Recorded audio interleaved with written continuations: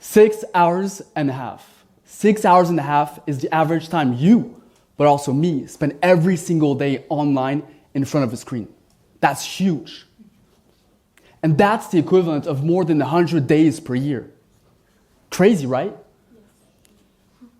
So technology highly changes our lives, our health, our relationships, almost everything. And most technologies are created for good, to solve a problem, to improve something, to improve our lives. But sometimes, technology also creates harm. And when harm is created, who should we blame? The technology itself, the creators, the users, or the policymakers? Who should we blame? My name is Bardoul. I'm 25 years old, and I'm a tech serial entrepreneur. I'm the founder of Tech Leaders Society, which is a VIP network of the top technology leaders. So every month, we gather together to discuss on topics like how can technology impact society and companies? How can it have a positive impact? And the conclusion we always get is that technology itself, and by nature, is something rather positive. But it does sometimes create harm because of its creation process, because of the supply chain, because of who's using it and how they use it. Now let's take a look at the technologies that impact life the most. You all know them and you all use them. Internet, the smartphone, social media and its algorithms, and now AI. These technologies, they're extremely powerful, but they can be extremely powerful in both directions, good and bad. Let's take a look at the good. A smartphone, it can be almost anything you want it to be. And you can bring it anywhere. It can be so many things in such a small device. It can be like a doctor in your pockets. It can be a map, a translator. Now the internet. The internet brought billions of people and almost unlimited and an easy access to knowledge, education, and everything that technology provides. So all of this is real progress. And people who are creating technology, they're not trying to harm you. They're trying to solve a problem or at the end be successful, right? But here's the uncomfortable truth. The problem and the harm is not because of the technology itself, but because of the system around it. If you take social media, for example, what does social media do? It connects people. That itself is not bad, right? It's positive. But the harm it creates is because of the system around it. What is the business model of social media? It's to keep your attention. It's to make you stay as long as possible on the platform. So when that's the business model, when that's how the stakeholders make money and profits, well, they create tactics to make you addicted. They let content that is not always trustworthy, that is not always true or ethical, propagate online. So,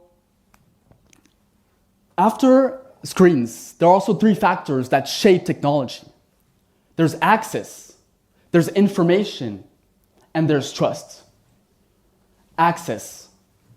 When some people have an unlimited access to technology, to internet, and some others do not, well, everything I just said at the beginning, internet, education, online, it's super positive. But because some others do not have access to this, it creates some negativity because of the unfairness and the unequal access. And then information. Social media and internet gave everyone a voice. And that's one of the greatest advances in human history. But it also created a problem. It gave everyone a voice. When anyone can publish on internet content, anytime and anything, almost anything, Because a lot of social media platforms, they don't filter enough the content because there's so much content and it's difficult. But some others choose to not filter it.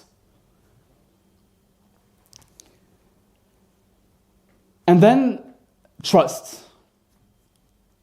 Because there's so much misinformation on the internet, trust becomes difficult. We don't know what to believe in when we read something, when we see something. We don't know what is real anymore, what is not. And because of this, trust weakens more and more, and it makes everything more difficult. Democracy, public health, relationships. So to the builders, those who are creating technology, this is my message to you. You're not just creating a technology or products. You're shaping human behavior at a scale. So you have to think about it. To the policymakers and the regulators, regulate before harm happens. Don't wait for the harm to be there. Anticipate. Because then we're just chasing problems one after another. It's never ending. And then to you, to me, to all of us, we're not the creators of the technologies that we use, but we're the users. And we still shape these technologies, so our society. We shape them by how we use them, what we accept from them. A lot of us, or a lot of you, accept that your data is taken and used for things that you weren't very consenting.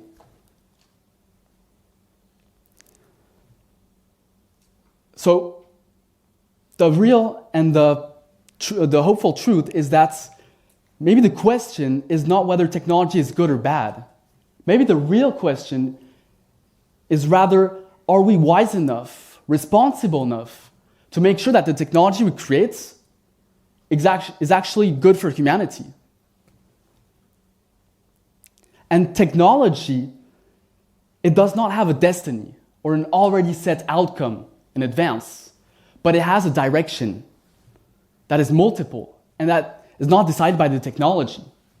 It's decided by us. So now you know that technology is not bad itself. The problem is us. We are the problem. And because we are the problem, we can also be the solution. Thank you very much.